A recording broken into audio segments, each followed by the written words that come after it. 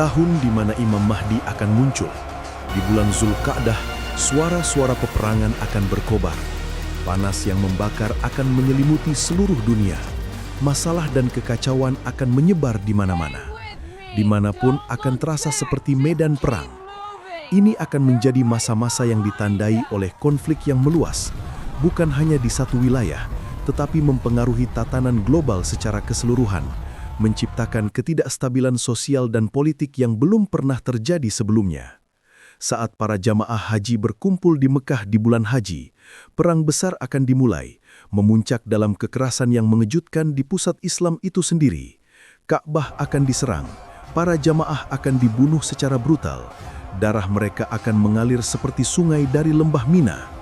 Kekejaman ini yang dilakukan melalui tangan setan besar, namun pada kenyataannya oleh tangan manusia yang telah jatuh ke dalam tipu daya, akan mengubah tanah suci menjadi lautan darah, sebuah pemandangan yang menyayat hati bagi umat Islam di seluruh dunia.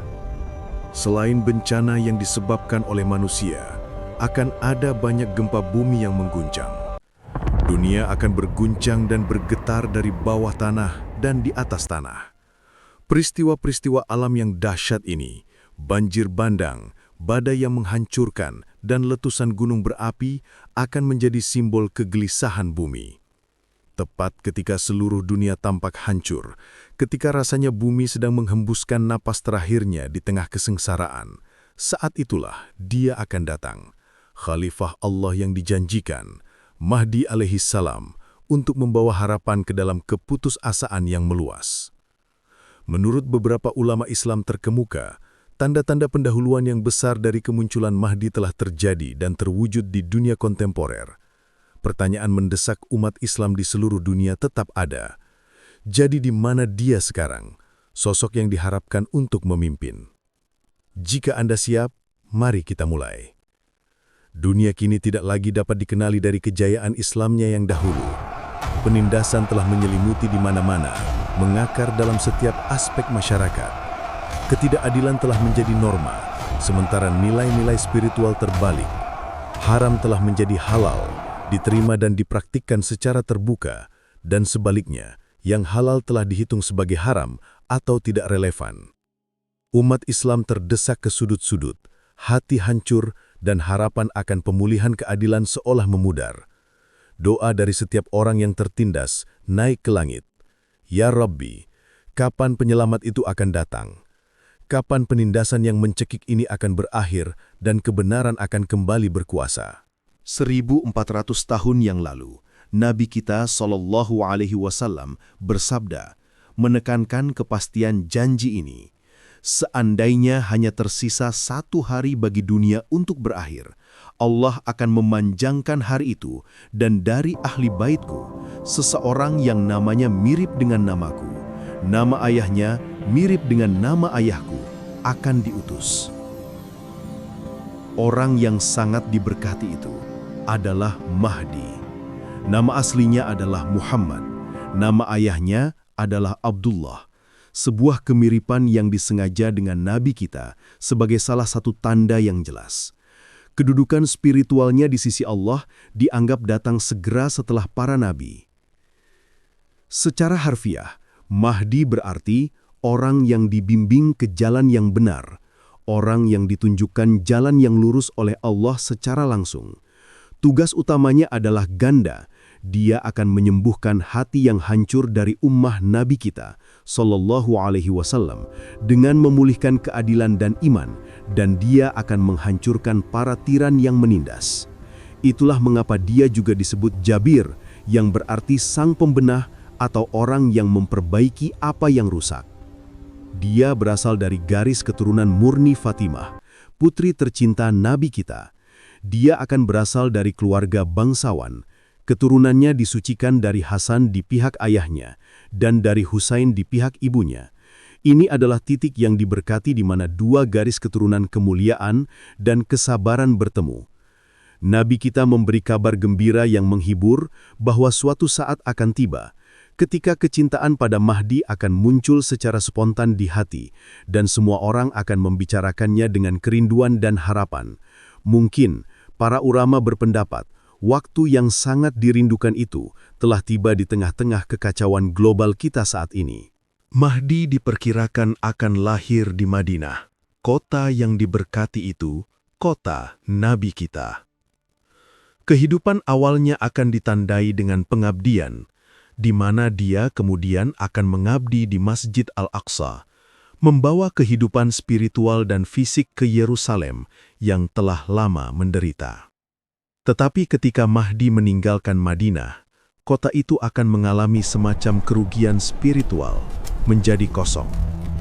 Kekeringan akan datang, seolah-olah kota itu sendiri menangis karena kehilangan cahayanya, kehadirannya yang diberkati. Tetapi Masjid Al-Aqsa, sebaliknya, akan diselamatkan, dipulihkan, dan dipenuhi dengan kegembiraan di bawah kepemimpinannya. Di zaman Mahdi, peristiwa aneh dan luar biasa akan terjadi, menunjukkan campur tangan ilahi yang langsung. Para ahli astrologi akan terkejut dengan anomali langit. Para ilmuwan akan kehilangan perhitungan karena hukum fisika tampak berubah. Bahkan badan-badan seperti NASA tidak akan mengerti karena Allah Azza wa Jal mampu melakukan segalanya. Keajaiban akan muncul secara terbuka, dan tanda-tanda di langit akan menjadi jelas dan tidak dapat disangkal. Salah satu tanda kosmik yang paling menonjol akan terjadi pada tahun Mahdi muncul. Pada malam pertama Ramadan akan terjadi gerhana bulan. Kemudian, pada malam ke-15, gerhana matahari. Sejak langit dan bumi diciptakan, tidak pernah terjadi matahari dan bulan gerhana di bulan kalender yang sama. Ini akan menjadi keajaiban pertama yang dicatat dalam sejarah sebagai penanda kemunculannya.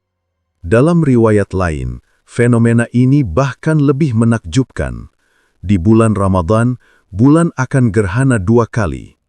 Para ilmuwan modern akan menolak ini sebagai kemustahilan, tetapi Allah Azza wa Jal mampu melakukan segalanya.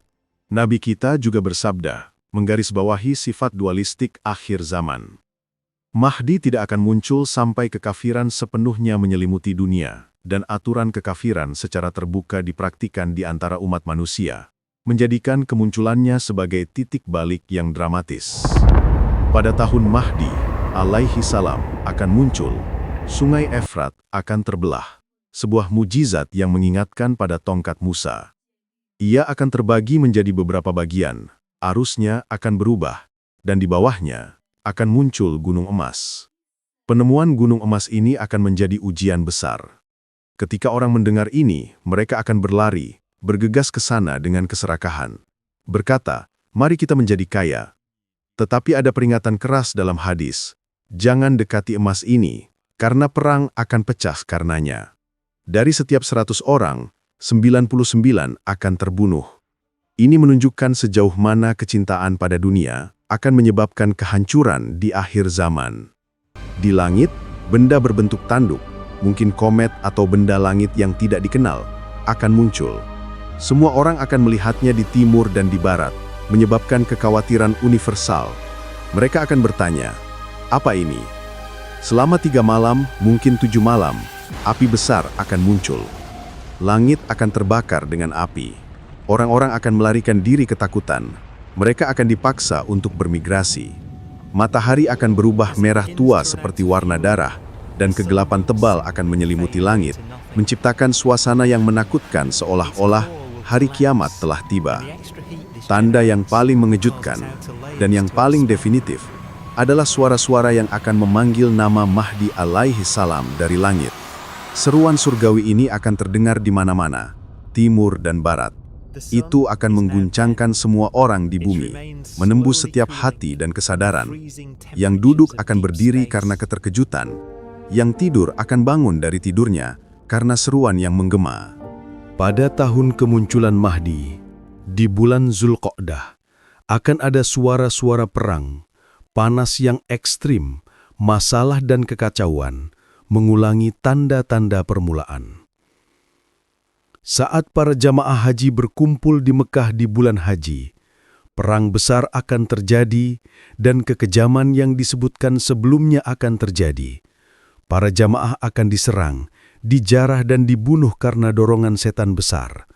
Darah para jamaah akan mengalir melalui lembah Mina seperti sungai. Akan ada banyak gempa bumi, bumi akan berguncang seperti buayan, dan dari langit seorang penyeru akan mengumumkan, membedakan antara yang benar dan yang palsu. Mahdi yang sebenarnya berasal dari keluarga Muhammad. Hak untuk memimpin adalah milik ahli bait Muhammad sallallahu alaihi wasallam. Namun, untuk menambah kebingungan dan ujian, dari bumi, suara lain akan berkata, kepemimpinan sejati adalah milik keturunan Abbas. Seluruh dunia akan mendengar kedua seruan ini, tetapi perbedaannya sangat penting. Suara dari bumi akan menjadi seruan setan yang menyesatkan. Suara dari langit akan menjadi seruan malaikat yang benar. Ujian akan terletak pada kemampuan manusia untuk membedakan antara cahaya dan kegelapan. Ketika Mahdi muncul, harta karun yang tersembunyi di bumi akan keluar. Emas dalam ukuran seperti pilar-pilar besar, jauh melampaui kekayaan yang pernah diketahui umat manusia. Hati akan merasa kaya tanpa berusaha, dan berkah bumi akan meningkat sedemikian rupa, sehingga orang hanya ingin memberi dan memberi, menandai masa kemakmuran dan kedermawanan spiritual. Penampilan Mahdi alaihi salam dan karakteristiknya. Ali bin Abi Thalib radhiyallahu anhu pernah melihat putranya Hasan dan berkata, "Putraku ini adalah seorang sayyid, sebagaimana Rasulullah menamainya. Dari keturunannya, seseorang yang membawa nama Nabi kita akan muncul. Dalam karakter, dia akan menyerupai Nabi secara sempurna, tetapi dalam penampilan fisik dia tidak."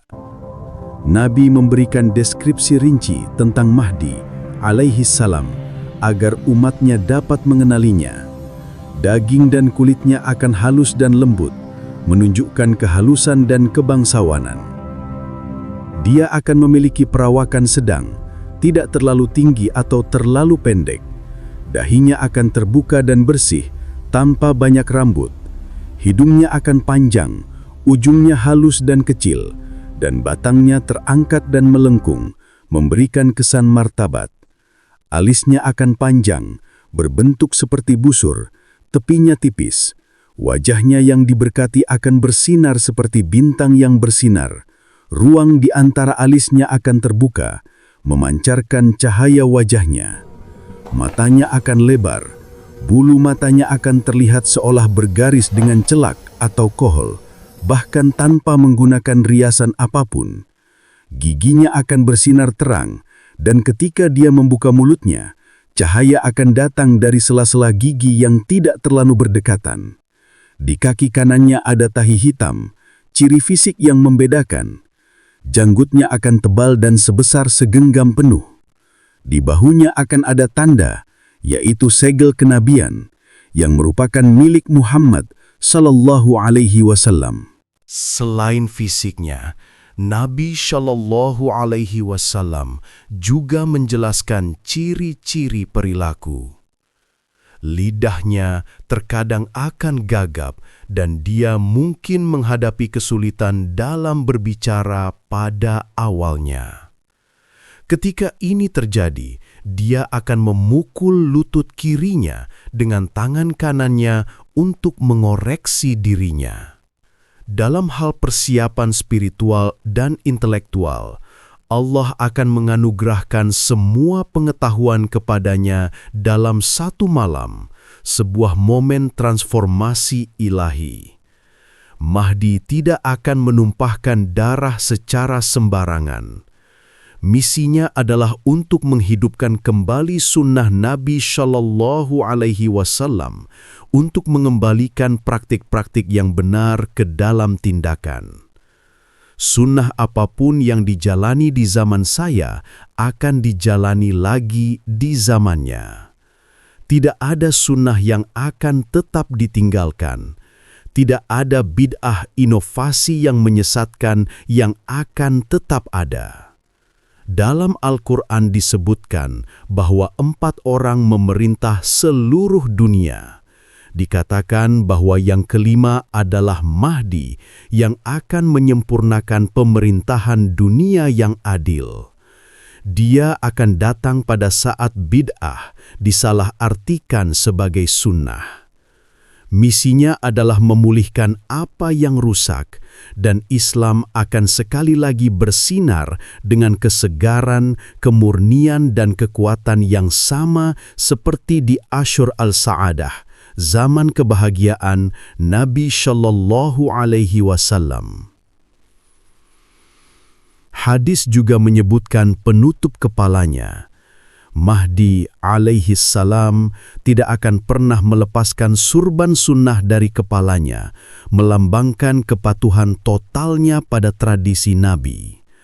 Satu riwayat mengatakan, ketika Mahdi muncul, dia akan mengenakan surban dan seorang penyeru akan mengumumkan, "Inilah Khalifah Allah, Mahdi, ikutilah dia." Sebuah pengumuman yang didukung secara ilahi. Dari riwayat lain, diketahui bahwa dia akan memulai misinya pada usia sekitar 40 tahun. Usia matang yang dikaitkan dengan kenabian. Keutamaan dan kedudukan spiritual Mahdi alaihi salam begitu tinggi sehingga setelah 4 khalifah yang benar dan para sahabat utama, dia menempati tempat berikutnya, dengan beberapa ulama mencapai konsensus tentang keagungannya. Dalam maktubatnya, Imam Rabbani, seorang mujaddid besar, berkata, kedudukan Mahdi tampaknya lebih tinggi daripada para sahabat.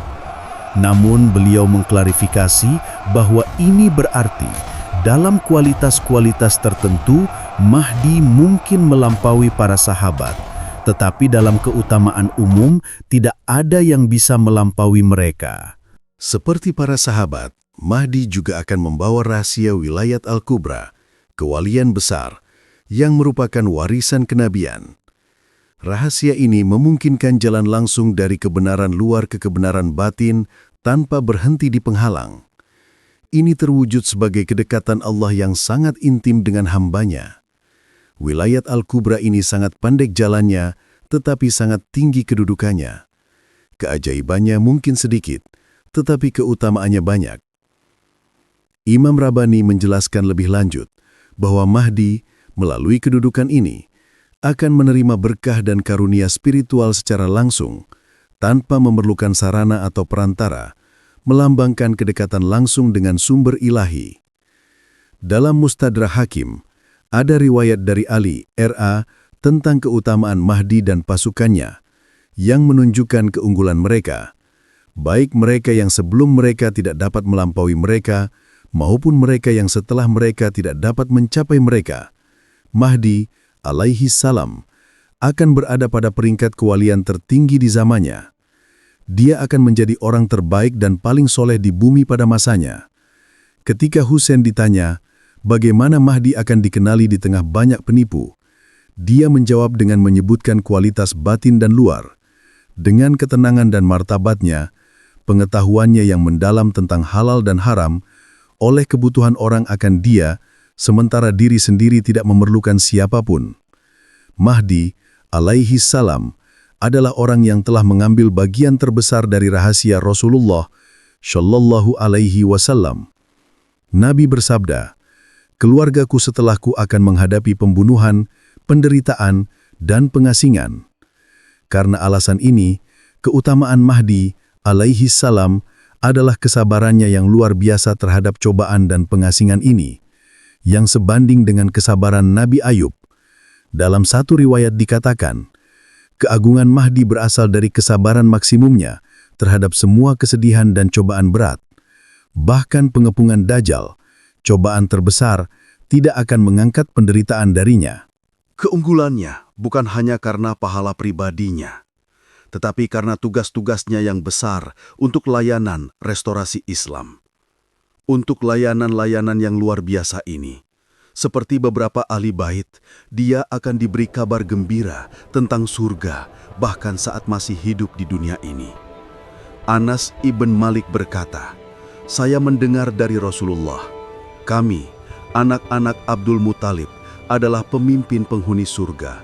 Saya sendiri, Hamzah, Ali, Ja'far, Hasan, Husain, dan Mahdi." Muhyiddin Arabi, seorang sarjana sufi yang dihormati, menyebutkan 9 kualitas penting Mahdi yang mencakup aspek intelektual dan moral. Dia memiliki wawasan yang mendalam atau firasah. Dia memahami kitab atau Al-Quran dengan baik dan tahu maknanya yang tersembunyi. Dia dapat mengenali karakter dan perilaku orang yang ditugaskannya. Ketika marah, dia tidak pernah meninggalkan belas kasihan dan keadilan. Dia tahu kategori penciptaan dan arah urusan. Dia memahami kebutuhan spiritual dan material orang, dan dia memiliki pengetahuan tentang ilmu-ilmu gaib di zamannya. Mahdi digambarkan sangat saleh.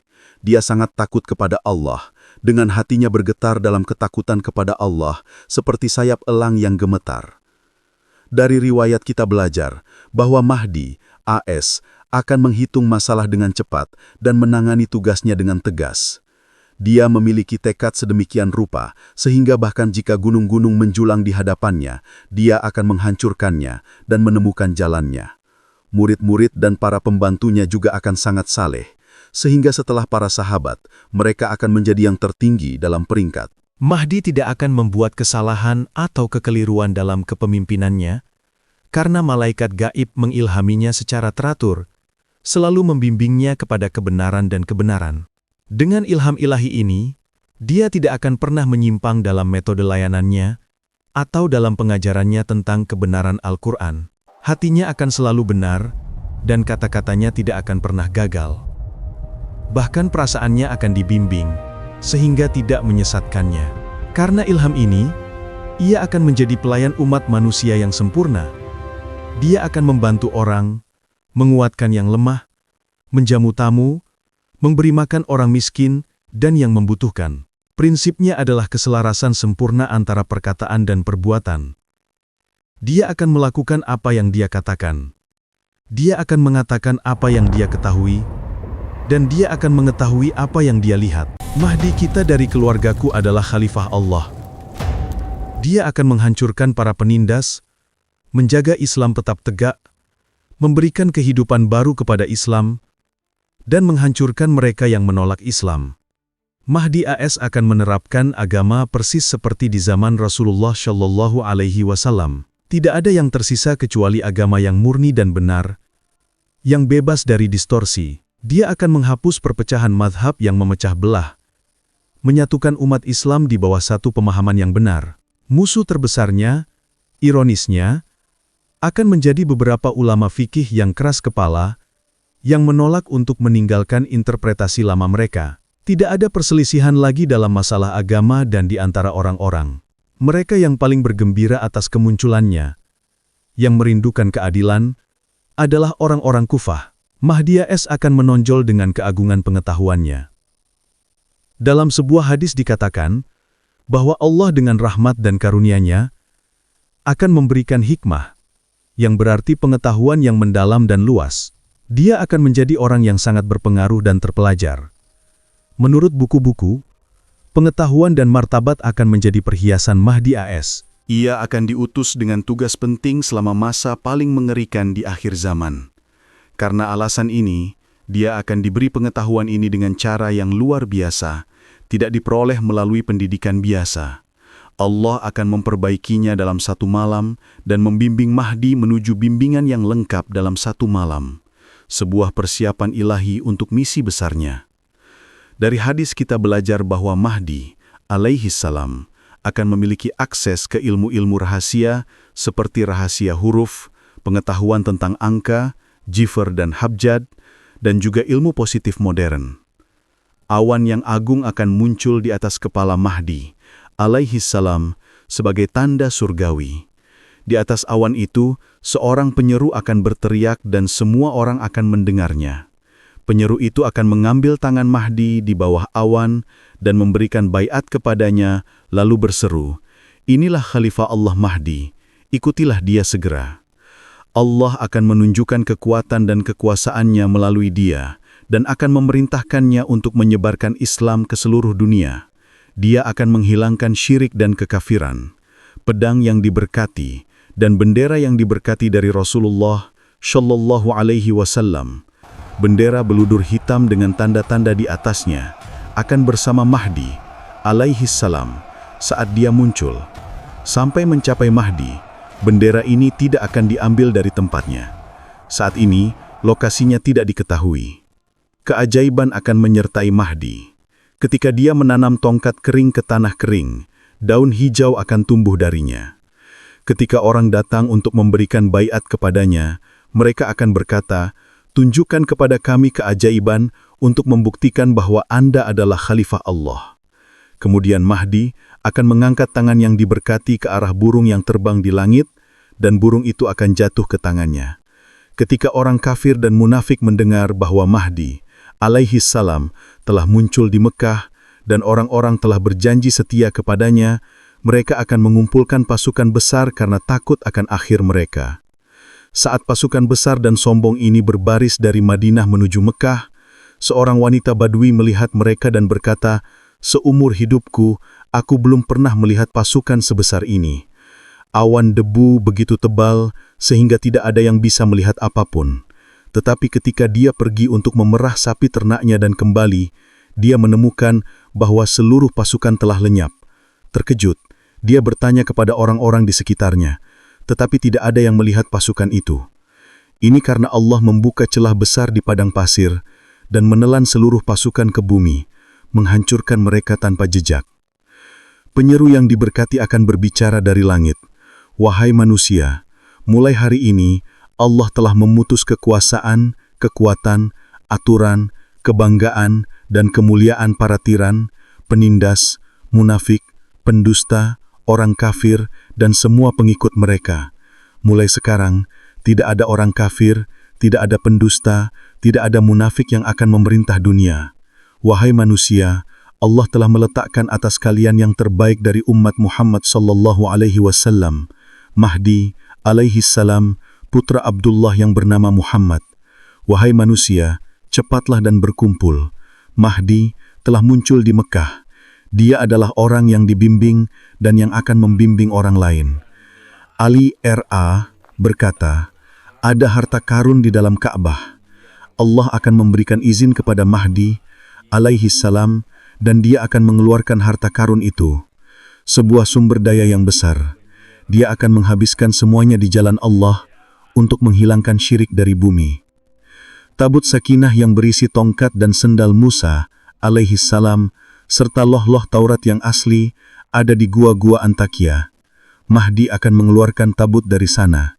Itu akan dibawa dan diletakkan di hadapan Mahdi alaihi salam saat dia hadir sebagai imam di Masjid Al-Aqsa.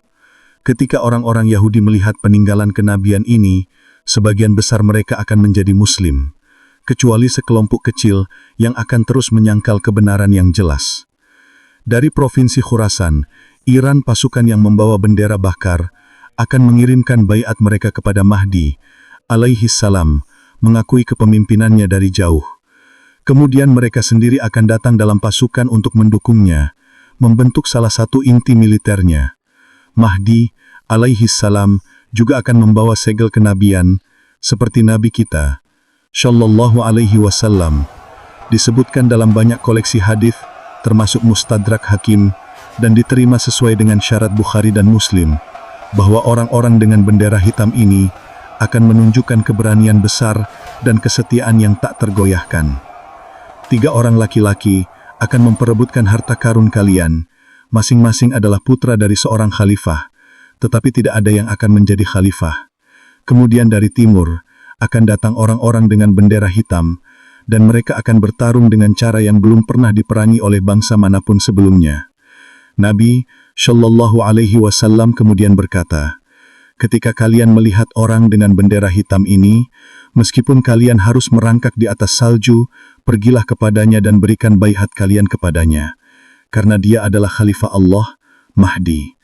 Dalam riwayat lain di akhir kitab dikatakan bahwa Mahdi alaihi salam akan didukung oleh orang-orang dari bendera hitam ini, dan mereka akan setuju dengannya menjadi pendukung setianya. Dalam kitab Istikhrah Nama, karya Sayyid Ahmad Husam Adin, tertulis tentang tempat kelahiran Mahdi alaihissalam. Seorang pria akan datang dari kalangan Muslim. Kehormatannya akan bersinar di atas pegunungan Kaukasus seperti sinar matahari. Semua ini menunjukkan bahwa Mahdi akan melaksanakan banyak misi besarnya di antara orang-orang Turki dan wilayah sekitar. Sampai usia 40 tahun, dia tidak akan tahu dia adalah Mahdi. Dalam satu malam, Allah akan memberinya semua wewenang, pengetahuan, dan kekuasaan untuk misi barunya. Setelah 40 tahun, gelar Mahdi akan diberikan kepadanya. Dia akan memerintah untuk periode yang berbeda, 5, 7, 9, atau 40 tahun. Para ulama mengatakan dia akan meninggal sekitar usia 80 tahun setelah menyelesaikan misinya dan Allah Maha mengetahui rencana yang tepat. Mahdi alaihissalam, Isa dan perang melawan Dajjal. Dajjal adalah seorang pria dari garis keturunan Yahudi. Dia bertubuh besar, berbadan besar, dengan leher tebal, dahi lebar, dan kaki terpisah. Kulitnya gelap, pipinya sedikit merah, rambutnya keriting. Kedua matanya cacat, salah satu tanda yang paling menonjol. Satu mata akan buta seperti kaca hijau tetapi tidak dapat melihat. Mata yang lain akan menonjol keluar seperti anggur besar dengan daging tebal di sampingnya. Dajjal tidak akan memiliki anak dan dia akan menjadi sumber kesengsaraan bagi dunia. Dia akan menginjak setiap tanah di bumi kecuali Mekah dan Madinah yang akan dilindungi oleh malaikat. Orang-orang dengan wajah seperti perisai akan mengikutinya. Dajjal besar akan memiliki kekuatan tarik yang aneh seperti hipnosis. Dajjal Islam juga akan memiliki daya tarik yang kuat di matanya, menggunakan keajaiban dan sihirnya untuk menguji umat manusia. Keajaiban Dajjal mencakup membuat angin bertiup, membuat hujan turun, menyebabkan tanaman tumbuh, dan hal-hal aneh lainnya. Semua dilakukan untuk menipu orang agar percaya dia adalah Tuhan. Saat itu, Mahdi akan menjadi imam di Masjid Al-Aqsa, sebuah simbol perlawanan spiritual. Dia akan aman dari kejahatan orang-orang Yahudi dan Dajjal. Madinah akan hancur dan dilanda kelaparan besar. Serigala akan memasuki kota, binatang buas akan menyerbu kota, dan tidak ada orang yang akan tinggal di Madinah.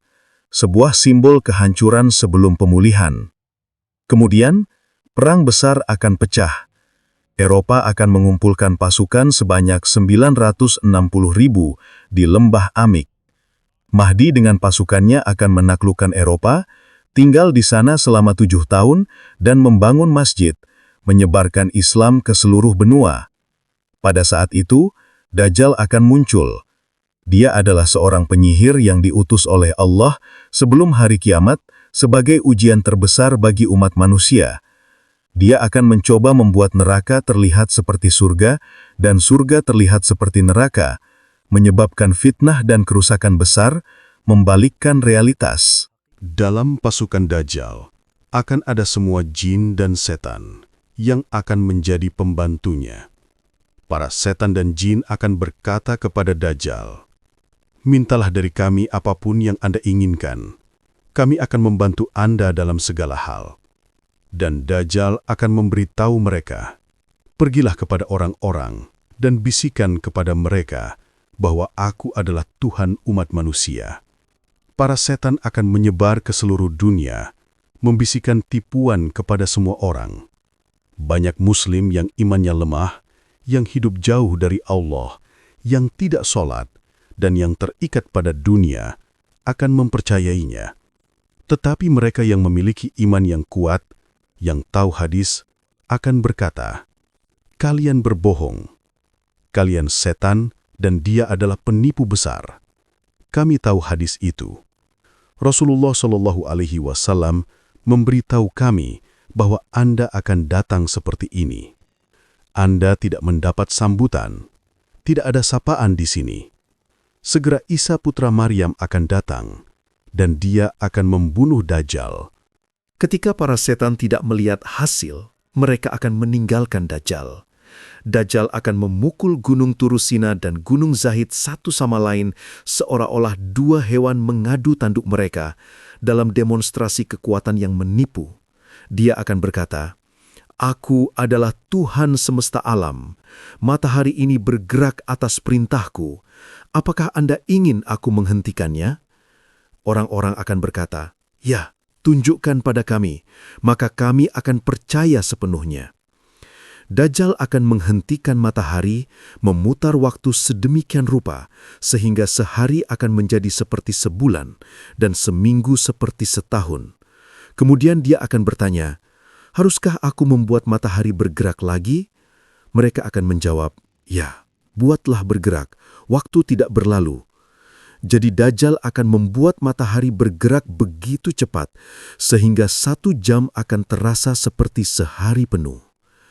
Ibnu Mas'ud dan Hakim meriwayatkan, waktu akan datang begitu dekat, bergegas satu demi satu, sehingga setahun akan terasa seperti sebulan, sebulan seperti seminggu, seminggu seperti sehari, sehari seperti 1 jam, dan 1 jam seperti percikan api.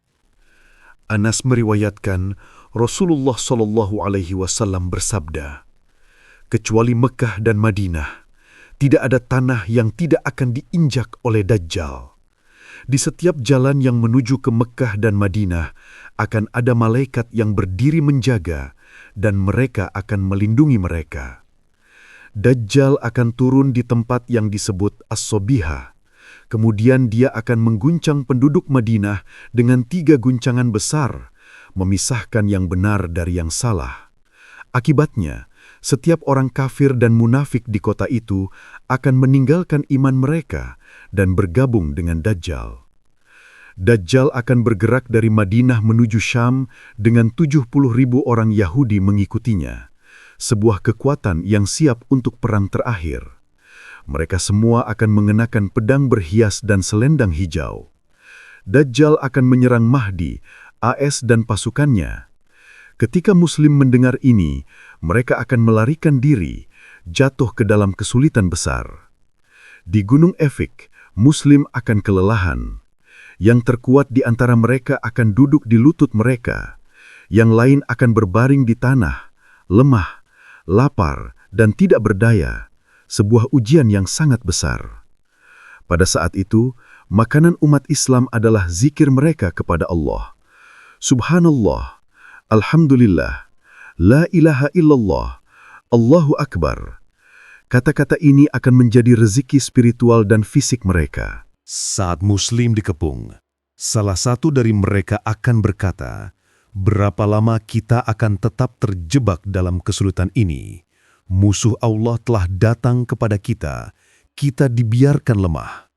Mari kita lawan mereka dengan semua kekuatan kita, sampai Allah memutuskan antara kita. Entah kita akan menjadi martir atau kita akan menghancurkan musuh ini." Kemudian tiba-tiba di tengah hari, kegelapan akan menyelimuti dunia. Tidak ada yang bisa melihat bahkan tangan mereka sendiri. Pada saat itu, Isa putra Maryam akan turun. Dia akan mengenakan 2 pakaian yang dicelup dengan kunyit. Tangannya bertumpu pada sayap 2 malaikat. Dia akan turun di dekat Menara Putih di timur Damaskus. Wajahnya akan bersinar, dan ketika dia menundukkan kepalanya, tetesan seperti mutiara cahaya akan jatuh dari rambutnya. Ketika dia mengangkat kepalanya, tetesan yang bersinar akan tersebar seperti permata. Dia akan memanggil, "Wahai manusia, bukankah sudah tiba waktunya untuk melawan pembohong terkutuk, penipu Dajjal? Apa yang menahan kalian? Wahai manusia, pertolongan telah datang kepada kalian, dukungan telah datang kepada kalian, penyelamat telah datang kepada kalian." Umat Islam yang tubuhnya lemah karena lapar akan berkata dengan gembira, "Ini adalah suara seorang pria yang kenyang dan kuat," sebuah kontras yang mencolok. Kemudian dengan cahaya Allah, bumi akan mulai bersinar. Isa akan turun dan berkata, "Wahai Muslim, lanjutkan dengan pujian dan zikir kepada Allah." Pada saat itu, Orang Yahudi, Kristen, dan Muslim semuanya akan berkumpul di sana. Masjid akan dipenuhi oleh mereka. Semua orang akan mengklaim Isa untuk diri mereka sendiri. Mesias berasal dari kami. Akan ada kebingungan. Orang Kristen akan membunyikan lonceng, orang Yahudi akan membuat permohonan, dan Muslim akan memanggil untuk sholat dengan azan. Isa akan berkata, "Undi." Ketika azan dipilih, azan akan dikumandangkan, dan Islam sendiri akan tetap memerintah dunia, menyatukan umat di bawah kebenaran. Sementara itu, Mahdi akan berada di Masjid Al-Aqsa saat ini terjadi. Dajjal akan terus menyebarkan pertumpahan darah di seluruh dunia. Jutaan orang akan percaya padanya dan menyembahnya sebagai dewa, puncak fitnahnya. Dajjal dan pasukannya akan mengepung Mahdi dan Muslim di dalam Masjid Al-Aqsa. Isa akan datang untuk membantu mereka di Yerusalem. Pada waktu sholat subuh, Mahdi akan berdiri untuk memimpin sholat. Orang-orang di belakangnya. Isa akan tiba di Yerusalem pada saat itu. Ketika Mahdi mundur untuk membiarkan dia memimpin, Isa akan meletakkan tangannya di punggung Mahdi dan berkata, "Pimpin sholat, seruan itu dibuat untukmu." Imam Nawawi berkata, Isa tidak akan datang sebagai nabi yang terpisah, tetapi untuk mengikuti dan menerapkan syariat Muhammad, sebuah bukti dari kesempurnaan dan kesatuan Islam. Sholatnya di belakang Mahdi adalah bukti dari ini. Setelah sholat, Isa akan berkata kepada Mahdi, "Buka pintunya." Ketika pintu dibuka, mereka akan melihat Dajjal di luar dengan 70.000 orang Yahudi bersenjata pedang, berpakaian jubah hijau. Isa akan berkata, "Wahai Muslim, pilihlah salah satu dari tiga. Jika Anda mau, Allah akan mengirimkan hukuman dari langit dan menghancurkan Dajjal dan pasukannya, sehingga Anda bisa beristirahat. Atau, perintahkan bumi, dan Allah akan membuatnya menelan mereka. Atau, Allah akan memberi Anda kekuatan dan senjata, dan Anda akan menghancurkan mereka dengan tangan Anda sendiri." Umat Islam akan menjawab, "Wahai Nabi Allah, jika mereka mati tanpa kita melakukan apapun, hati kita tidak akan puas. Mari kita juga berperang." Sebuah respons yang menunjukkan keberanian dan keinginan untuk mendapatkan pahala jihad. Kemudian, orang-orang Yahudi yang sombong dan berat akan dilanda ketakutan. Bahkan tidak mampu menghunus pedang mereka, Muslim akan keluar dari Masjid Al-Aqsa dan menyerang mereka. Napas Isa akan mengenai setiap orang kafir yang dicapainya, dan mereka akan mati seketika. Napasnya akan mencapai kemanapun dia melihat. Setiap orang Yahudi yang bersembunyi di bangunan juga akan mati jika tatapan Isa menimpa mereka. Ketika Dajjal melihat Isa, dia akan meleleh seperti garam dalam air dan mencoba melarikan diri. Isa akan berkata, "Anda tidak bisa lolos dari serangan saya." Dia akan menangkapnya di dekat gerbang timur Lod, dekat Yerusalem, dan membunuhnya di sana, mengakhiri cobaan terbesar bagi umat manusia. Orang-orang Yahudi akan benar-benar tercerai-berai. Allah akan menghancurkan mereka secara total. Tidak ada dalam ciptaan yang akan menyembunyikan orang Yahudi, tidak batu, tidak pohon, tidak dinding, tidak hewan. Semua akan berkata, "Wahai hamba Allah yang Muslim, ini dia, datang dan bunuh dia." Hanya pohon yang disebut Garkat yang tidak akan berbicara, karena itu adalah pohon mereka. Kemudian dengan tombaknya, Isa akan membunuh Dajjal. Setelah ini, Isa akan datang kepada orang-orang yang dilindungi Allah dari kejahatan Dajjal. Dia akan menyentuh wajah mereka dan memberitahu mereka bahwa cobaan Dajjal telah berakhir. Dia juga akan memberi mereka kabar gembira tentang tempat mereka yang tinggi di surga, sebuah penghormatan bagi kesabaran mereka. Isa dan Mahdi akan tetap bersama selama 7 tahun. Setelah 7 tahun, Mahdi akan meninggal dunia. Isa akan memimpin sholat jenazahnya dan dia akan dimakamkan di Madinah di samping makam Nabi. Isa kemudian akan tinggal di bumi selama 40 tahun. Selama waktu itu, tidak ada yang akan menjadi sakit, tidak ada yang akan mati, sebuah masa kedamaian dan kemakmuran universal. Akankah semua orang mengenali Isa, Mahdi, dan Dajjal? Jika Isa turun secara terbuka dari langit di depan semua orang, itu akan bertentangan dengan rahasia ujian ilahi. Jadi keturunannya akan tersembunyi. hanya dipahami oleh cahaya iman dan hanya mereka yang dekat dengannya yang akan tahu. Dengan cara yang sama, tidak semua orang akan mengenali Mahdi. Dia akan dikenal oleh tindakan dan kualitasnya, bukan klaim publik. Jika Mahdi dan Dajjal muncul sejelas matahari, maka orang tidak akan punya pilihan. Semua orang akan dipaksa untuk percaya, maka tidak akan ada perbedaan antara Abu Bakar dan Abu Jahal, dan tujuan hidup ini sebagai ujian akan hilang. Itu sebabnya keajaiban jarang terjadi dan tanda-tanda akhir zaman tidak jelas atau terbuka untuk interpretasi.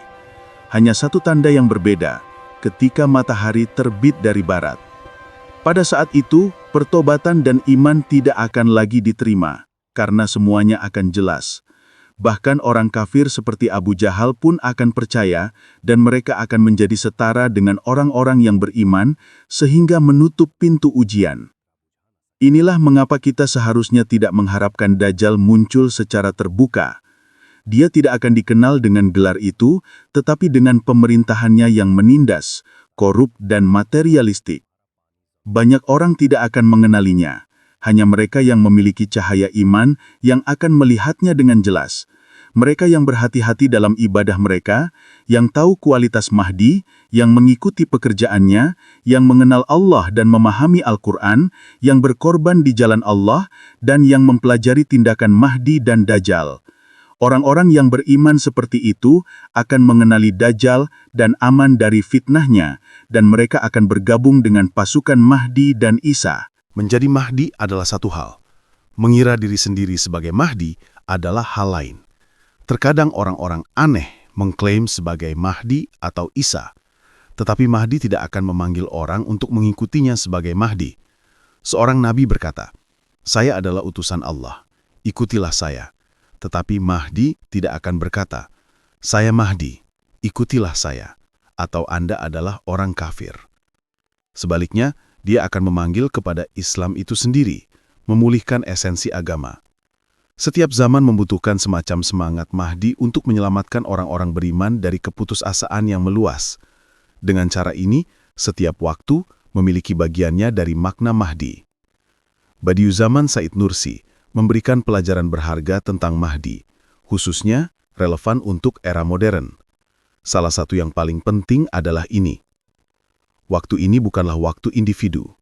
Di masa lalu, beberapa orang luar biasa muncul dan melayani dengan hebat. Tetapi sekarang kekafiran menyerang sebagai kekuatan kolektif, terorganisir, dan sistemik. Melawan ini, satu individu tidak dapat melawan.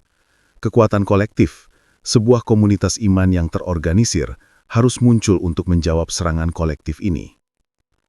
Pertanyaan seperti, siapa Mahdi? Kapan dia akan datang? Dapat mengalihkan seseorang dari tugas nyata mereka, yaitu melayani agama. Sebaliknya, seseorang harus tetap sibuk dalam pelayanan kepada Islam. Debat dan spekulasi tentang Mahdi harus terutama dihindari, karena itu menimbulkan perpecahan. Diriwayatkan bahwa ketika Said Nursi berada di pengasingan, seorang pria yang tulus mengatakan kepadanya, "Jangan sedih, Tuan, Mahdi akan datang dan memperbaiki semuanya." Said Nursi menjawab dengan kebijaksanaan yang dalam, "Ketika Mahdi datang, biarkan dia menemukanmu dalam tugasmu." Mereka yang tidak melayani agama, yang tidak berjuang untuk tujuan Rasulullah, akan merasa sangat sulit untuk mengenali Mahdi atau mengambil manfaat darinya. Seorang Muslim yang bahkan tidak melakukan sholat wajib, tetapi hanya menunggu Mahdi, berada dalam kelalaian besar dan sangat membutuhkan kesadaran diri. Semoga Allah menjadikan kita orang-orang yang layak bagi Mahdi, hamba yang tulus yang menghidupkan Islam dan Al-Quran dalam setiap bagian kehidupan. Semoga Allah melindungi kita semua dari kejahatan Dajjal, ujian terbesar. Jangan lupa untuk like, subscribe, dan komen. Sampai jumpa di video berikutnya.